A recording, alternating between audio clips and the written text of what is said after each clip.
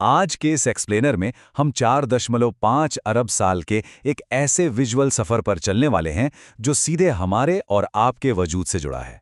एक महाकाव्य जैसी सिनेमाई यात्रा। हम देखेंगे कि कैसे हमारे पृथ्वी का निर्माण हुआ और कैसे इंसान लगभग खत्म कर देने वाले संकटों को मात देकर धरती का सबसे बेहतरीन सर्वाइवर बना। तो चलिए बिना किसी देरी के इस अद्भुत कहानी में गोता लगाते हैं। जरा सोचिए, एक वक्त था जब ये धरती केवल गैस, धूल और लावे का एक दहकता हुआ वीरान गोला थी। ना कोई जीवन, ना हरियाली, बस हर तरफ ज्वालामुखी और राख। उस खौफनाक आग के गोले से लेकर आज के इस बुद्धिमान इंसान तक का ये चमत्कारी सफर आखिर कैसे तय हुआ? एक ऐसी प्रजाति कैसे बन गई जो आज खुद अपने ही अस्तित्व पर सवाल उठा रही है? यही हमारी आज की इस कहानी का केंद्र है। शुरुआत करते हैं हमारे पहले भाग से, आग से डायनासोर तक। ब्रह्मांडीय समय के इस विशाल कैलेंडर को देखें तो धरती को बने करीब 4.5 अरब साल हो चुके थे। शुरुआती उबलता हुआ लावा जब ठंडा हुआ तो महासागर बने और साइनोबैक्टीरिया जैसे जीवों ने पहली बार हवा में ऑक्सीजन घोली। करोड़ों सालों के क्रमिक विकास के बाद करीब 23 करोड़ साल पहले डायनासोर अस्तित्व में आए।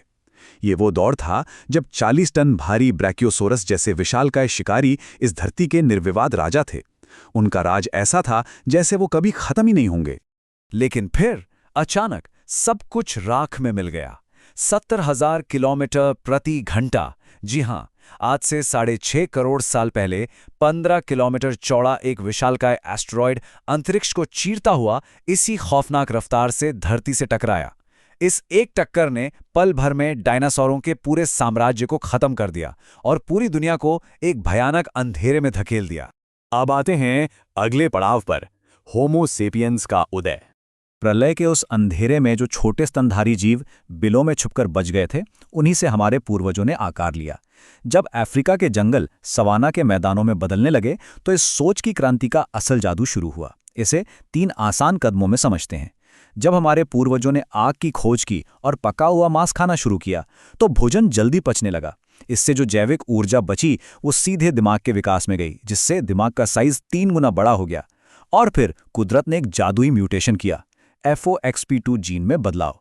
इस एक जेनेटिक बदलाव ने इंसानों के साधारण इशारों को एक जटिल भाषा में बदल दिया। आज हम दुनिया भर में फैले हुए हैं, अलग दिखते हैं, अलग बोलते हैं, लेकिन विज्ञान हमें एक बहुत ही हैरान करने वाला सच बताता है।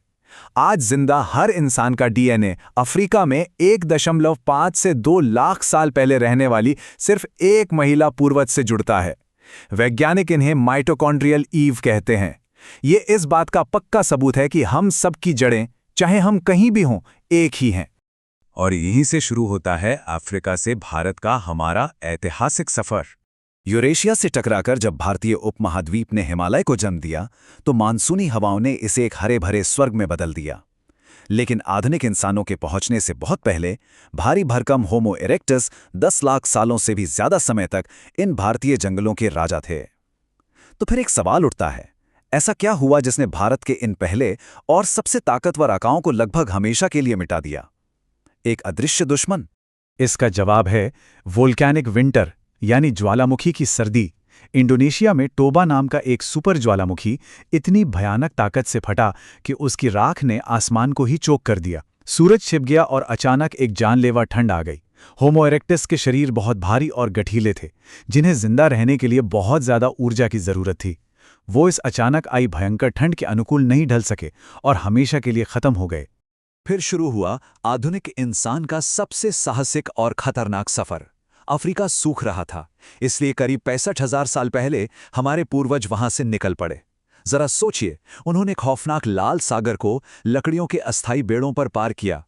पीढ़ियों तक वो समंदर के किनारे किनारे चलते रहे और आखिरकार ये लंबा प्रवास उन्हें भारत की उपजाऊ और घनी जंगलों वाली धरती पर ले आया।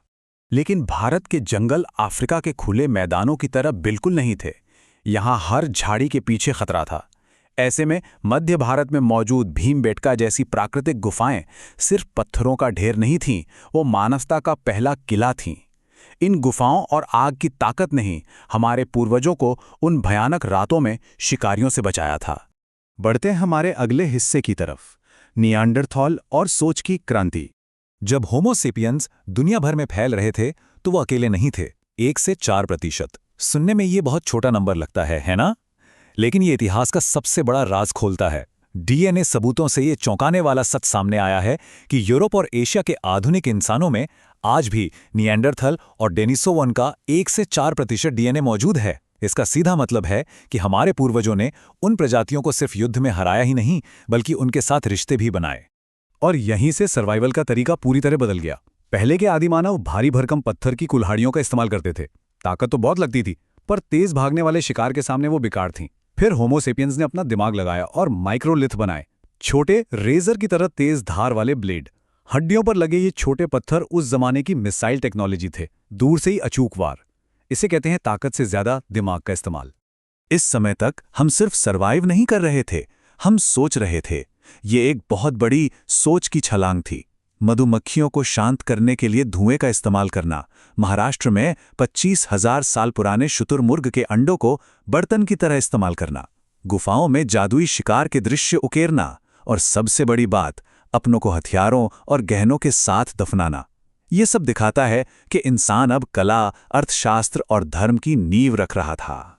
और अब हमारे सफर का आखिरी और बेहद शानदार हिस्सा, सिंधु घाटी सभ्यता का आरंभ। आज से लगभग 9,000 साल पहले जब हमने खेती करना सीखा तो खानाबदोश इंसान पहली बार एक जगह बसा, और यहीं से एक महान सभ्यता का जन्म हुआ। 4-2-1 ये सिर्फ कोई गणित का अनुपात नहीं है, ये उस सभ्यता के शानदार प्रशासन का सबूत है। हजारों मील में फैली पूरी सिंधु घाटी सभ्यता में मकान बनाने के लिए ईंटों का बिल्कुल यही सटीक अनुपात इस्तेमाल किया गया था। ये कोई छोटी बात नहीं है, ये उनकी बेमिसाल शहरी योजना को दर्शाता है। हड़प्पा और मोहनजोदाड़ो के शहर तो आज के इंजीनियरों को भी हैरत में डाल देते हैं। इन्हें दुनिया की पहली स्मार्ट सिटीज कहना बिल्कुल गलत नहीं होगा। बिल्कुल 90 डिग्री पर एक दूसरे को काटती सड़कें, ढका हुआ अंडरग्राउंड ड्रेनेज सिस्टम, प्राइवेसी और ताज़ी हवा के लिए खास तौर पर डिज़ाइन किए गए आंगन वाले घर और प्राकृतिक डामर से वाटरप्रूफ किया गया ग्रेट बाथ। कमाल की बात यह है कि ये एक शांतिप्रिय समाज था जो बेहतरीन इंजीनियरिंग और साफ सफाई पर चलता था। इसी भारतीय भूभाग पर कुछ और दिलचस्प रहस्य भी दबे थे। उत्तर प्रदेश के सिनौली में हुई हालिया खुदाइयों ने सच में सबको चौंका दिया है। वहां से तांबे से मढ़े हुए शानदार शाही रथ और एंटीना तलवारें मिली हैं। ये खोजें एक ऐसी उन्नत और स्वदेशी योद्धा संस्कृति की ओर इशारा करती हैं जिनकी झलक हमें हमारे प्राचीन महाकाव्यों में देखने को मिलती है। ये एक रियल गेम चेंजर है। तो इस पूरे सफर को देखने के बाद एक बहुत ही गहरा सवाल उठता है, अगर ब्रह्मांड की इस समय के एक बहुत ही छोटे से हिस्से में इंसान अंधेरी गुफाओं में छुपने से लेकर चांद और अंतरिक्ष की यात्रा करने वाला बन सकता है, तो फिर मानवता की अगली विकासवादी छलांग क्या होगी? क्या हमारी मंजिल इन सितारों के बीच है? सोचिएगा जरूर। मानव विकास के इस एक्सप्लेनर में हमारे साथ जुड़ने के लिए बहुत बहुत धन्यवाद।